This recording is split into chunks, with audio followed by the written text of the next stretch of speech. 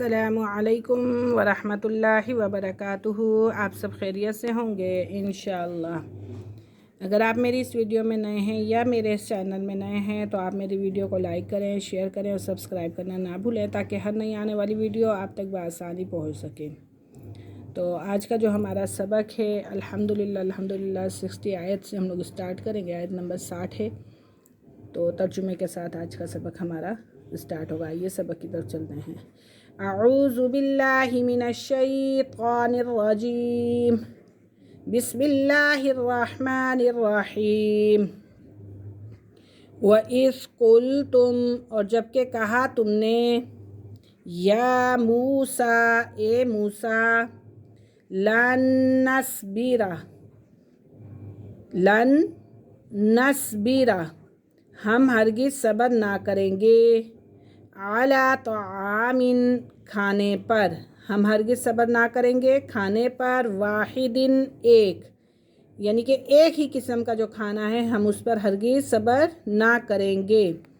फदउ लना रब्बका, फदउ लना, पस दुआ कर हमारे लिए अपने रब से, पस दुआ कर हमारे लिए अपने रब से।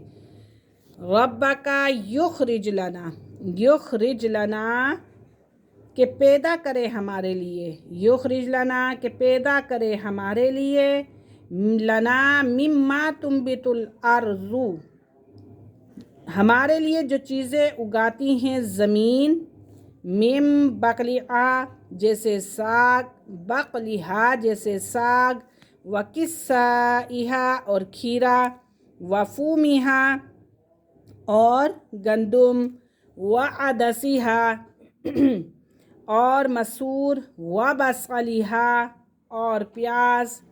काला अतस्तब्दिलूनल्लज़ी, काला, मूसा अलैहिस्सलाम ने कहा, क्या तुम लेना चाहते हो उसको, हुआ अदना, जो अदना है, बिल्लज़ी हुआ खैर, बिल्लज़ी हुआ खैर, बदले में उसके जो बेहतर है।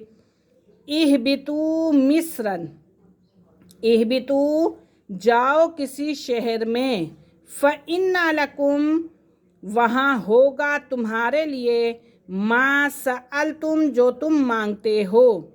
वज़ुरिबत अलैहिमुज़्ज़िल्लतु, वज़ुरिबत, और डाल दी गई, अलैहिम, उन पर, ज़िल्लत, वलमस्कना, और मोहताजी, वबाउ बेग़ज़बिन, और वो मुब्तला हो गए, वबाउ बेग़ज़बिन, और वो मुब्तला हो गए अल्लाह के गज़ब में, मिनल्लाह, अल्लाह के गज़ब में।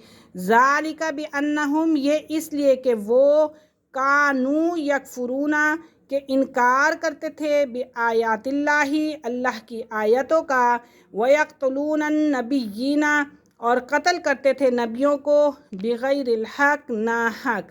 ज़ालिका बिमा असौ व कानू, ये इसलिए कि उन्होंने नाफरमानी की, व कानू यातदून, और वो हद से बढ़ जाते थे।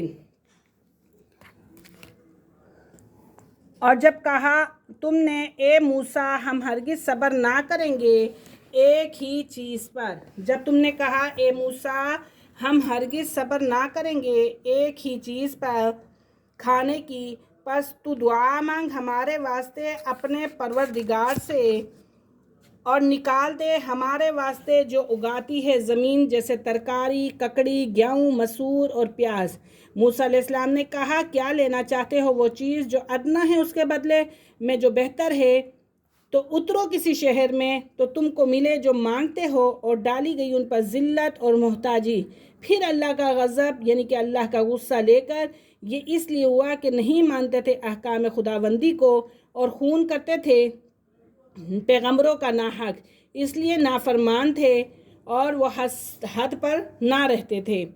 और वो ज़माना याद करो जब तुम लोगों ने कहा कि ए मूसा, हम एक ही किस्म के खाने पर कभी ना रहेंगे, हमारे वास्ते अपने परवरदिगार से दुआ करें कि हमारे लिए ऐसी चीज़ें पैदा करें जो ज़मीन में उगा करती हैं, साग, ककड़ी, गेहूँ, मसूर, प्याज।